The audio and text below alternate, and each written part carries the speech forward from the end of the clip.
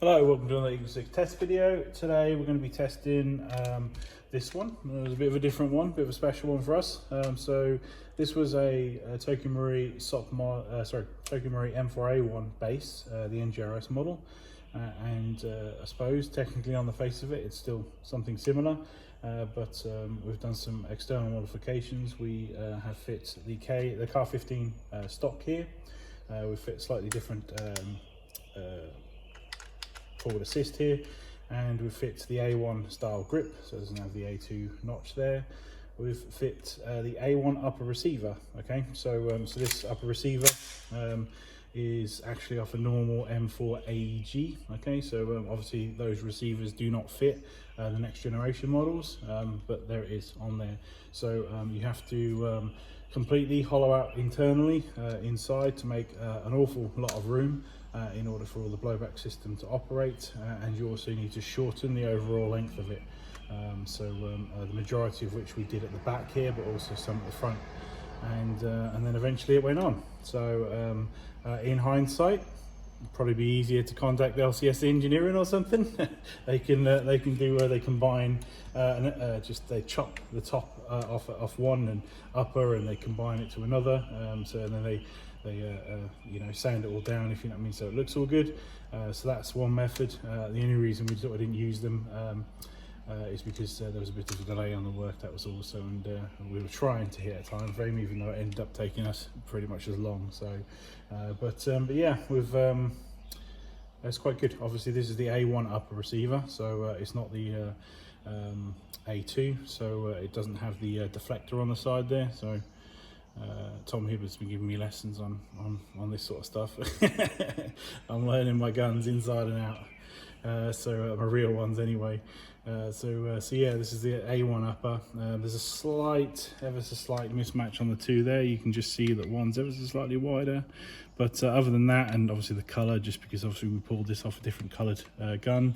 We thought about possibly trying to get some paint codes for doing the upper and lower, more of a sort of classic GMP sort of grey style, you know, for these sort of older guns. I say GMP, it's more like sort of, you know, the old school M16, but the problem with the impression guns is that you can just keep doing it all day, you know, trying to get it as close as possible, you know, to the movies, and then you find that the movies are slightly different from the real world, and you think, oh, you know, it's where do you stop? So we think it's pretty damn good, you know. So, and obviously it's the main concept was integrated carry handle, which we've obviously done the integrated version of it. So I think it looks pretty smart.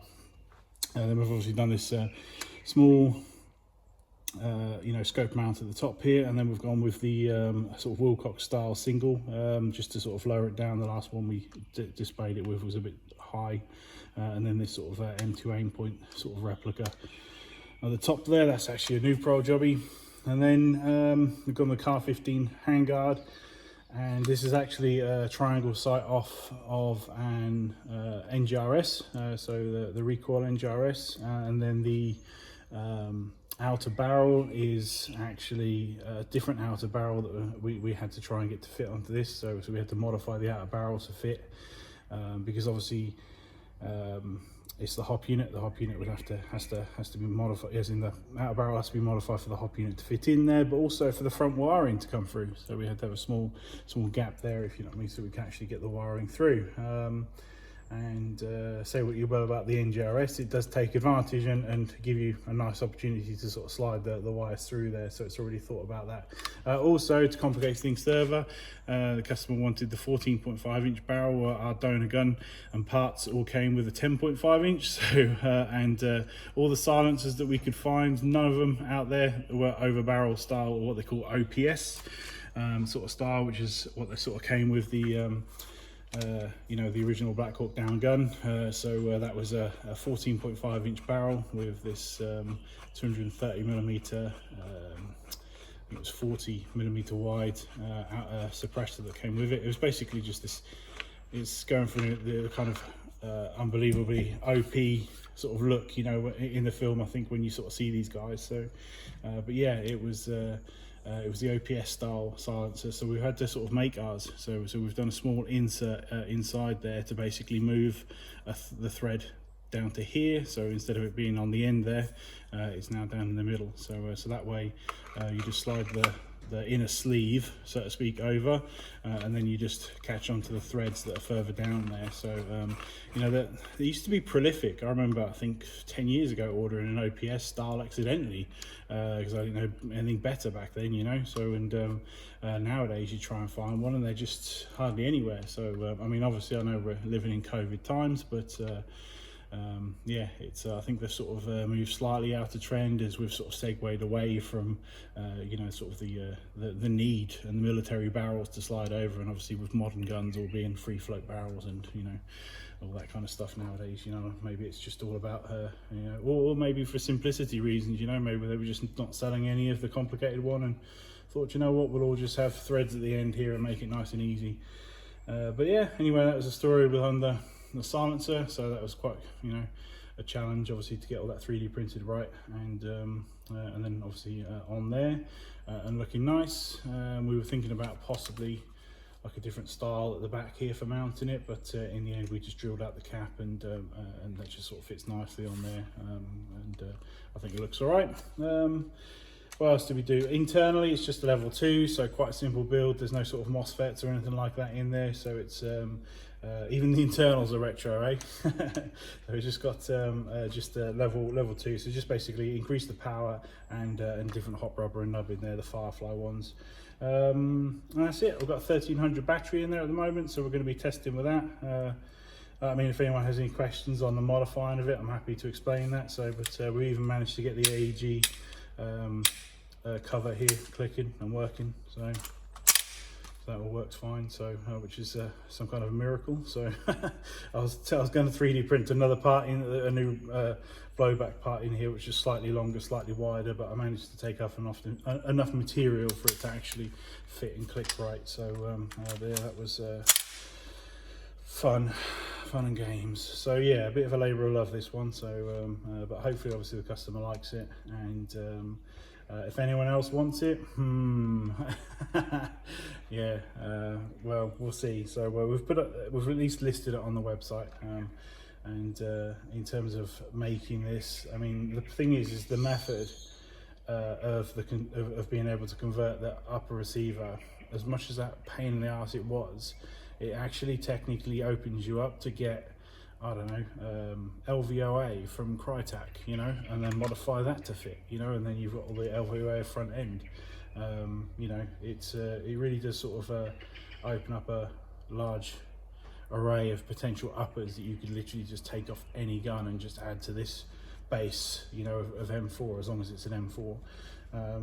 So yeah, that's quite an interesting thing, and I think we kind of wanted to do it. So actually I think we originally said we weren't going to do it, and then it just spiraled, so it's a challenge accepted and all that. So but yeah, hopefully you know, everyone thinks it looks nice, and obviously we'll just carry on testing, otherwise I'll talk all day. So but yeah, it's quite enjoyable. Wow, I think I enjoyed building it.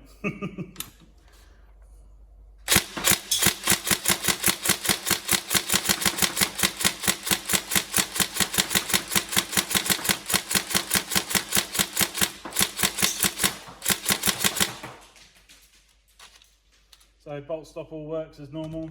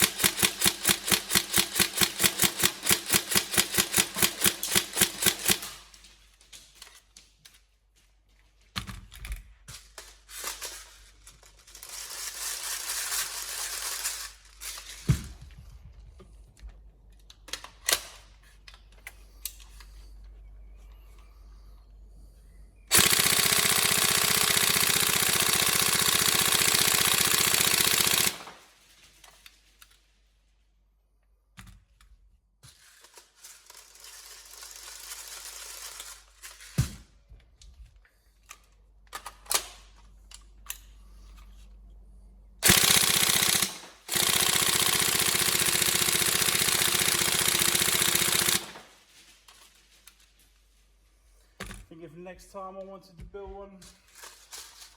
I quite like the idea of, like, you know, the Predator film. I haven't done one of them in like 10 years. I'd be tempted for one of them.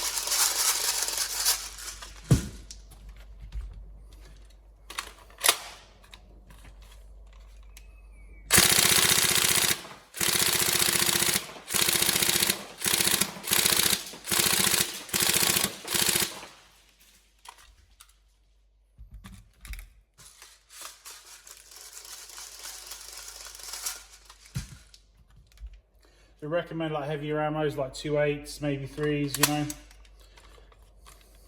I tested it on 3.2s.